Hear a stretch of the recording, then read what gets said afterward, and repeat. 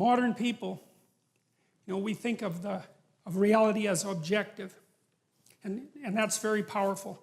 But that isn't how we experience reality. We have our domain of experience, and this is a hard thing to get a grip on, even though it should be the most obvious thing. For the phenomenologists, everything that you experience is real. And so they're interested in the structure of your subjective experience. And you say, well, you have subjective experience, and you have subjective experience, and so do you. And there's commonalities across all of those. Like, for example, you're likely to experience the same set of emotions. We've been able to identify canonical emotions and canonical motivations. And without that, we couldn't even communicate, because you wouldn't know what the other person was like. You'd have to explain infinitely. There's nothing you could take for granted, but you can. And phenomenology is the fact that in the center of my vision, my hands are very clear, and then out in the periphery, they disappear. And phenomenology is the way things smell and the way things taste and the fact that they matter. And so you could say in some sense that phenomenology is the study of what matters rather than matter. And it's a given from the phenomenological perspective that things have meaning. And even if you're a rationalist, say, and a cynic and a nihilist, and you say, well, nothing has any meaning, you still run into the problem of pain, because pain undercuts your arguments and has a meaning. So there's no escaping from the meaning. You can pretty much demolish all the positive parts of it, but trying to think your way out of the negative parts, man, good luck with that, because that just doesn't work. So phenomenology is, and the Bible stories, and I think this is true of fiction in general, is phenomenological. And it concentrates on trying to elucidate the nature of human experience, and that is not the same as the objective world. But it's also a form of truth, because it is truth that you have a field of experience and that it has qualities. The question is, what are the qualities? Now, ancient representations of reality were sort of a weird meld of observable phenomena, things that we would consider objective facts, and subjective truth, the projection of subjective truth. And I'll show you, for example, I'll show you how the Mesopotamians viewed the world. They had a model. Basically, the world was a disc. If you go out in a field at night, what does the world look like? Well, it's a disc. It's got a dome on top of it. Well, that was basically the Mesopotamian view of the world, and the view of the world that the people who wrote the first stories in the Bible believed too. And on top of the dome there was water. Well, obviously, it's like it rains, right? Where does the water come from? Well, there's water around the dome. And then there's land, that's the disc, and then underneath that there's water. How do you know that? Well, drill. You'll hit water. Well, it's under the earth, obviously, because otherwise how would you hit the water? And then what's under that? There's fresh water. And then what's under that? Well, if you go to the edge of the disc, you hit the ocean. It's salt water.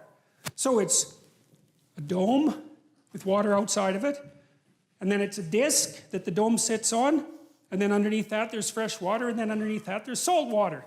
And that was roughly the Mesopotamian world. And you see that's a mix of observation and imagination, right? Because that isn't the world, but it is the way the world appears. It's a perfectly believable cosmology.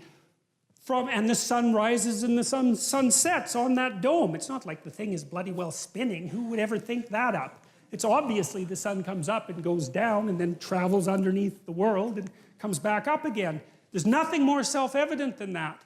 Well, that's that strange intermingling of subjective fantasy, let's say, right at the level of perception and actual observable phenomena. And a lot of the cosmology that's associated with the biblical stories is exactly like that. It's half psychology and half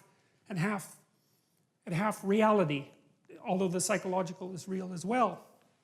So that, and to know that the biblical stories have a phenomenological truth is really worth knowing, because the poor fundamentalists, they're trying to cling to their moral structure, and I understand why. Because it does organize their societies and it organizes their psyche, so they've got something to cling to, but they don't have a very sophisticated idea of the complexity of what constitutes truth, and they try to gerrymander the biblical stories into the domain of scientific theory, promoting creationism, for example, as an alternative scientific theory. It's like that just isn't going to go anywhere, you know? Because the people who wrote these damn stories weren't scientists to begin with. There weren't any scientists back then. There's hardly any scientists now. You know, it's hard to think scientifically, man. It's like it takes a lot of training, and even scientists don't think scientifically once you get them out of the lab, and hardly even when they're in the lab. You know, you got to get peer reviewed and criticized, and like it's hard to think scientifically. So, and however the people who wrote these stories thought was more like dramatists think, more like Shakespeare thought, but that doesn't mean that there isn't truth in it. It just means that you have to be a little bit more sophisticated about your ideas of truth. And that's okay, you know. There are truths to live by.